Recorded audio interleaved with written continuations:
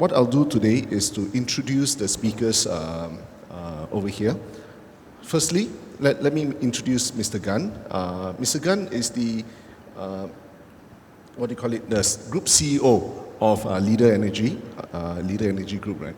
So Gunn has been is an electrical engineer by training. He started his career as a transmission project engineer in the National Electricity Board of Malaysia. For those who doesn't know what is that is now TNB. Mr. Gunn is now the CEO of Ltdor Energy Holdings, Berhad, and a private investment company from Malaysia.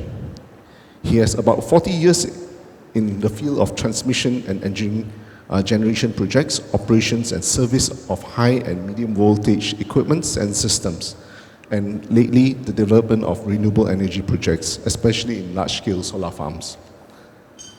Next, we have Jack. Jack is a projects and finance lawyer from Christopher and Lee Ong. He specializes in project development and financing, and he has quite a few awards. He's recognized by IFLR 1000 as a highly regarded lawyer for both projects development and banking, rated by Legal 500 as a next generation partner for projects and energy. And he was also ranked by Chambers and Partners and as an up-and-coming lawyer for projects and infrastructure energy.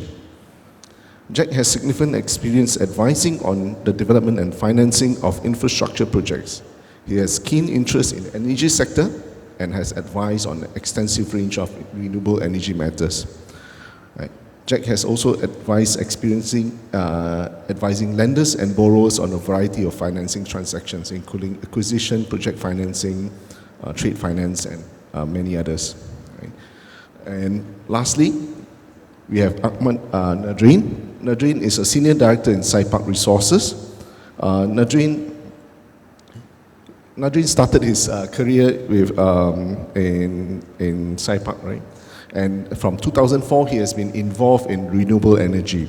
Firstly, from SREP, and now he has graduated to the large-scale LSS and NEM projects. So please welcome all three of them on stage.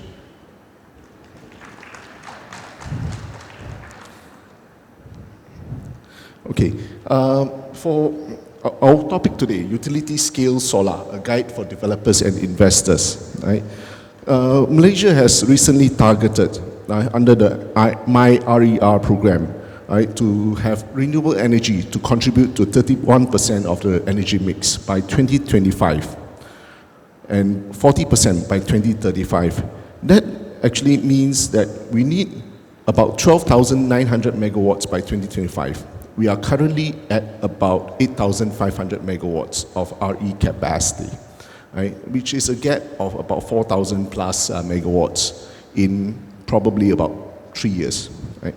So, of course, RE consists of solar, biomass, biogas, and also how the government defines it, hydropower. Right? As for solar, we even have RSS and rooftop solars as well. Okay. And based on information from ST, as at Q1 2022, what we have awarded is almost 2,500 megawatts of large-scale solar. Out of that 2,500 megawatts, about 1,000 megawatt is in operations. Right? For that target of 12,900 megawatts I mentioned, out of that 12,900, about 7,000 megawatt needs to come from solar, which means we are quite a big gap from where we are today. Right? It's almost 3 times the capacity that's been awarded so far. Okay, based on that, okay, what I'll do is I'll probably ask Nadhrain, what do you view to be the key challenges in developing utility-scale solar projects from your experience in Malaysia? Okay, thank you. Thank you very much. A bit of background first, I think. For Cypark, we went into solar primarily, not to say we were thrown in, but an opportunity that was realized when we were doing one of our many projects, which then was a landfill remediation projects. So after completing that project, we realized that we had this knowledge of land banks in Malaysia, of land where we can actually develop solar. That was the same time when the government introduced this SEDA FIT scheme, I think way back in 2010 or 11. So that was when our company started to dwell into renewable energy. So as we all know, back then, the capacity when it was first announced, if I'm not mistaken, was very large under the FIT. It was like 30, then it became 10, 5. Basically, from what I understand, that the government wanted more participation from the industries. What we learned back then in those times, first thing when you develop such project, whether it's a small scale or large scale utility scale, is that you need a piece of land. So during that time period, when anyone who were to develop this kind of project had to go around to source. As the market became more aware of what do you call these projects, land values or land rentals started to go up. And I think even today, land is a factor when you develop your model. So much so, people out there think that solar actually really makes a hell of a lot of money, you know. But until they listen to what we are selling in the range of today, less than 20 cents, they're wondering whether can you make money. So land is a key factor, trying to find the right land with the right connection to TNB, which has always been a challenge. More so as today we move into utility, even with the recent announcement for this new VPPA program, it will become more challenging because land now has become what do you call this? It is always been a commodity for such development, and that is why companies such as us we try to avoid land the best to best our ability. You know, that is why for Cypark we have ventured into other forms of areas, just as floating solar. So land is one issue that we have to constantly face. Connectivity to the grid or to the approved connection point to TNB has always been a continued what do you call this issues that we face. I think this is common with all developers, and last not least is the authorities. But the authorities is something, in my opinion, is a process that everyone has to go through to get it approved. And once you have, get the necessary approval, then I think you can begin with the construction. Well, what I'm saying here is just that this is just one part of the experiences that we actually went through. I think my other colleagues, I think Mr. Gan preferably, mostly he has also some similar more experience than us in the field of large-scale solar. Okay, thank you very much, Nadhrain. Jack, maybe you have done a lot of financing for solar or energy projects. Maybe you'd like to add in from a different point of view? Thanks. I think on the land point is actually very important because land is ultimately the key ingredient for solar ground-mounted solar plant, right? I think from a legal point of view, it's always do you really have the right to use the land, right? Because when things get competitive, landowners are sometimes incentivized to go to different developers and say, I promise you exclusivity of the land because they know only one person will bid it, right? But what if there's this scenario where two people then suddenly have different projects that can be built on the land, right? And after getting that land, then the question is whether you can, for example, if you get a long-term lease, can you register the lease, right? Because sometimes banks will want it, right? Can you register the lease, or can you even use the land to build a solar project? Because in Malaysia, lands have different categories, right? So there's agriculture, industrial, and whatnot. And to build a solar plant on the land, right, you typically need land to be industrial, right, in nature. Of course, different states have this sort of guidelines which allow you to do different things with the land, even if it's agriculture, but it's sort of, a lot of it is on a year-on-year basis, so every year you go and renew, right? What if the authorities refuse you the renewal, right? I mean, we've not heard of it, it doesn't happen, right? And Malaysian banks are typically very comfortable with that risk, right? But still a risk, right? And I think, land aside, you mentioned financing. I think multiple risks, plenty of risks, right? When it comes to a banker, they always think, what are the risks, right? I think the other thing besides that would be your structuring, right? Many people don't do projects on their own, right? They go in with someone else, a consortium of people, and in terms of finance. I mean, even before getting that land, before that you need to get the right people in. You need to sort of demarcate responsibilities, who has what rights in the project companies. Because I think always when the thing, during the inception of a project, right, it is always all hunky-dory, right? Everyone is so geared up, fired up to do it that we say, let's deal with this later. We can always sort it out. We are best of friends. I've known you for 20 years, right? And we've actually seen it, right? 20 years, and then the project gets built, and people have different business directions. Maybe not disagreements. Sometimes it's just business directions, right? People do different things, and without a sort of well thought out sort of plan at the front, right, to cover sort of up till the exit, right? I think that is a risk, right? I will. Thanks, Jack. Maybe Gan, with your very vast experience in in Malaysia and also regionally, maybe you can share a bit of your experience. I agree that land is one of the important factor. Not only land, but the right location of the land with the good connection point. Because as we've seen what the VPPA that has been announced yesterday, the limit is 30 megawatt. But to connect, to be cost effective, we need to connect it at a 33 kV network. But if you look at the Malaysian transmission grid or distribution grid, how many connection point, nodal point in Malaysia that you can connect a 30 megawatt solar farm into the network? That is one of the challenge. But apart from the land, I feel that there is another big factor that restrict the development of large-scale solar in Malaysia. That is the government quota. Because as we know, we can only develop as much as possible with the quota that is given by the government. If you look at the last few LSS tender, it's always oversubscribed by many, many times, not just 1-2 times. We have almost 200 participants bidding for a tender. That is limited in the quota.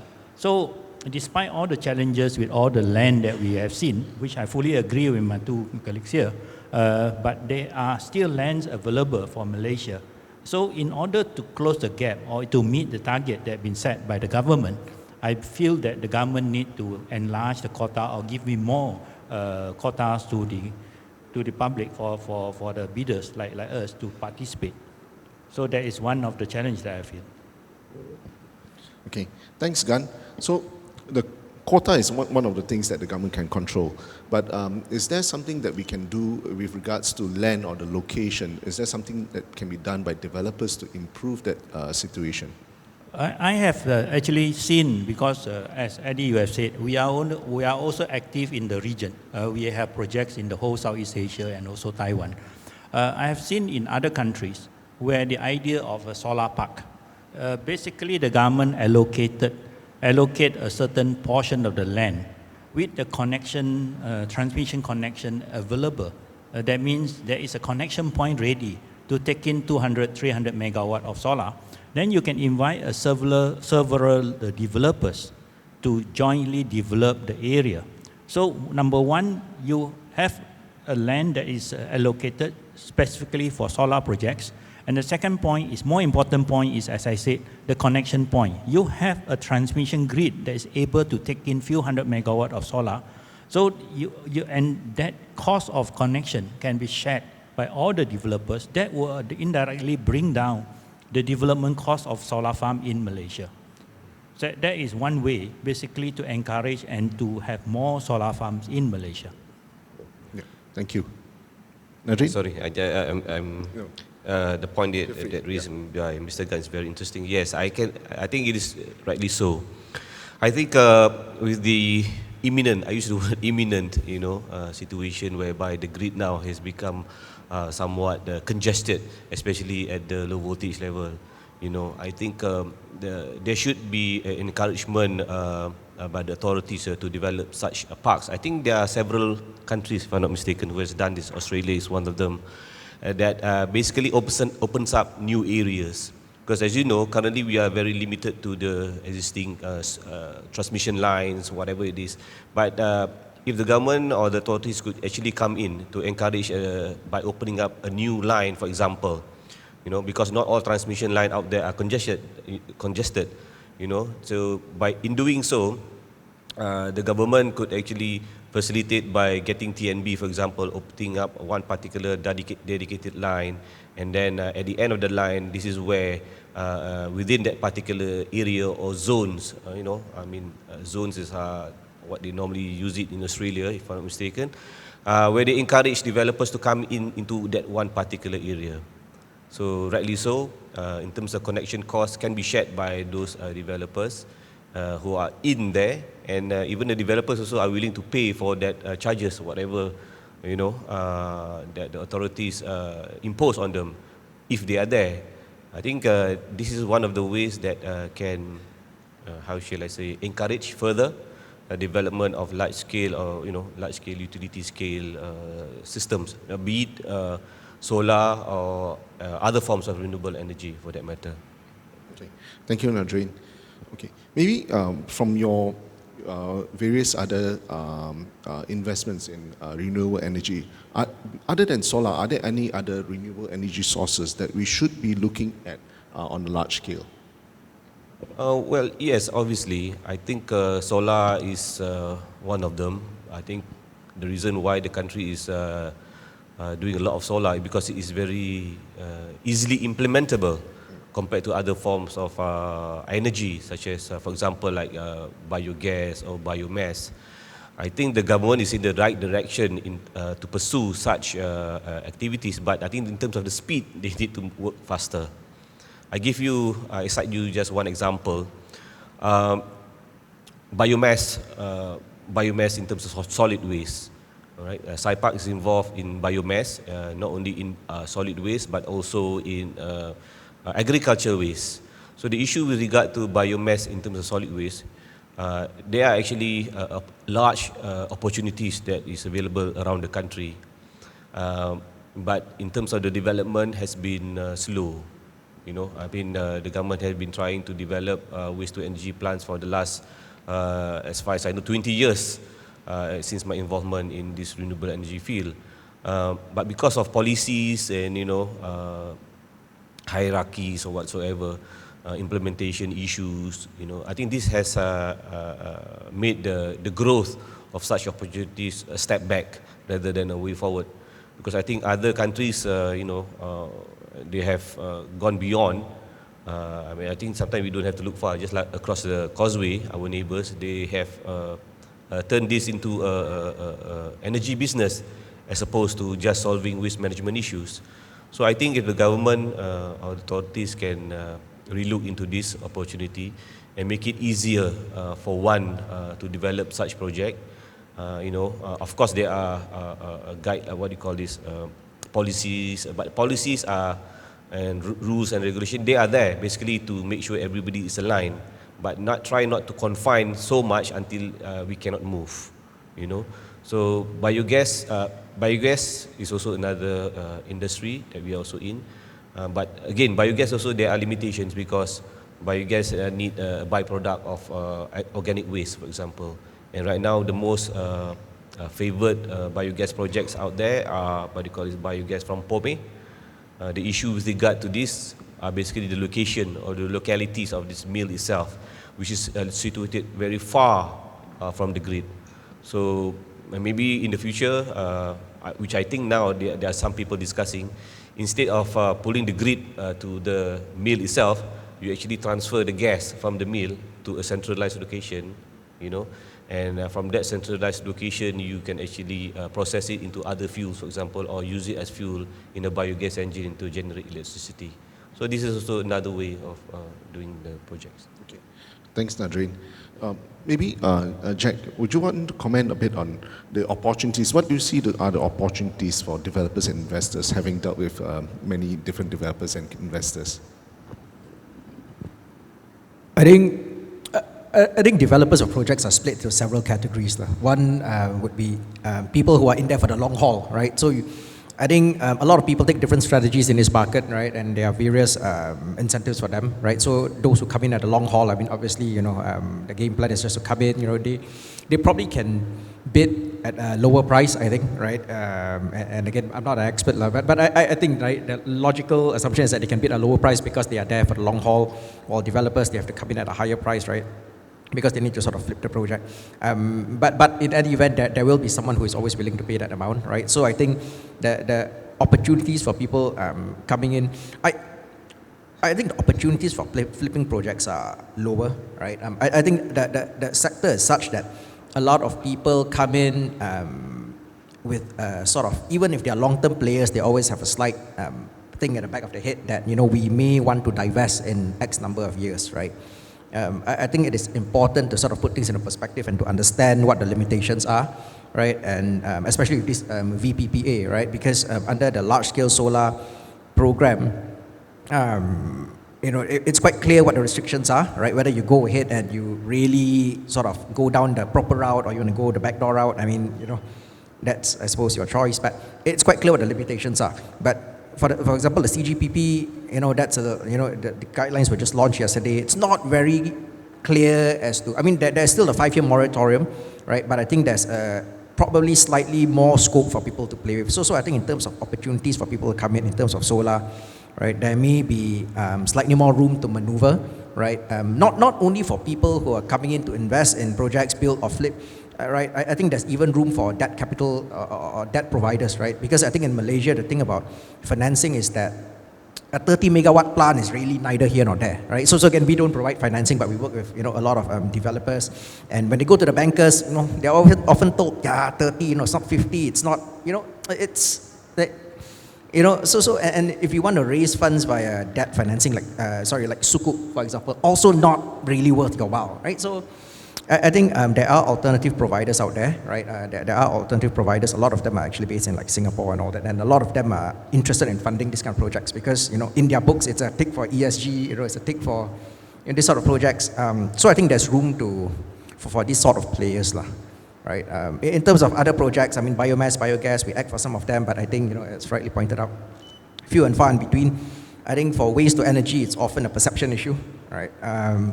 And if I'm not mistaken, some developers say that waste to energy, biomass, there's always also a feedstock supply issue. I mean, there's no guarantee, right? So the issues there. I think solar is the easiest to implement, which is why it's attractive. Okay, thanks, Jack. Maybe where do you see the opportunities for yourselves and for Ltdor? Definitely, there are a lot of more opportunities. Malaysia is blessed with plenty of sun. So there are a lot of area that we can develop. As I said, apart from the solar park that I mentioned just now, floating solar, rooftop solar, I still think there are a lot of area that we can develop. But back to the earlier question on challenges, because Jack mentioned the financial, the cost of financing. These two are the two biggest challenge now for any solar developers will be cost of fund and the strengthening of US dollars. The loan interest, bank loan interest is getting higher and higher due to the recent spike of the US interest. And the other thing is a strengthening of US dollars. Whether you like it or not, most of if you look at the back, the solar module suppliers, the inverters are all traded in dollars. So one way to overcome that, I just did a search yesterday. Exactly 1 year ago, US dollars to ringgit was 4.16. Today is 4.74, an increase of 14%. If you compare to renminbi, exactly 1 year ago, 0.65. Today is 0.66, almost the same. So if we can trade in RMB, which we have been doing, I'm sure a lot of developers in Malaysia are now started doing that. If you can trade that in RMB, at least the cost of the development will bring down somewhat, a lot of currency hedging costs will be taken away. So indirectly, that we can actually control the development cost. That also encourages more development of the solar projects in the country. That is my take on that. Thanks, Gan. Nadhrain, do you have anything to add on the opportunities? Where would you like to go in the next few years? Well, I think in terms of renewable energy, I think we as a country, we should not just stop short of just going conventional, as in biogas, biomass, also solar. I think we should also keep our eyes in terms of new technologies that are available out there. Albeit it's still at its infancy. I think much has been talked about hydrogen. Of course, there are still issues with regard to the cost of operating such a system to get the low cost of electricity. But I think the energy is something that is still a must. I think we cannot live one day without energy in our handphones. I think we ourselves would just be wandering here and there trying to find where to recharge. I think energy is essential. It's just a matter of trying to go out there, trying to find the next eureka moment where we can actually find a best way of energy. But for Cypark, we continue. As of today, we continue with our what we have done, but we still keep an eye, tap out in terms of what is out there and developments that is happening around the world. Okay, thanks, Nadhrain. Okay, I think time is running short. What I'll do is do a quick recap of the things. Firstly, the challenges in Malaysia is the land connection, finding land with good connection, especially a bit of government quota is one of the big issues, and also financing. Financing is getting a bit more expensive with all the recent interest rate hikes, and also forex rates. Right, especially if the equipments are priced in US dollars, right? And in terms of opportunities, there are still a fair bit of opportunities in Malaysia. We need a lot more energy and a lot more renewable energy, especially solar. As we can see, we have about almost 5,000 megawatt shortage to hit the target by 2025, and the opportunities will be, in trying to bid at lower prices, like Jack mentioned. And also, I think one of the key things is developing new technologies like hydrogen technology to store the solar that's generated, excess solar that's generated during peak hours into nighttime when we can use it. Otherwise, we'll be using coal-fired power plants during the night. So that's probably some of the opportunities available, and there are fairly big areas still to develop sufficient land and areas to develop. Okay, with that, thank you very much. I'll give it back to the MC.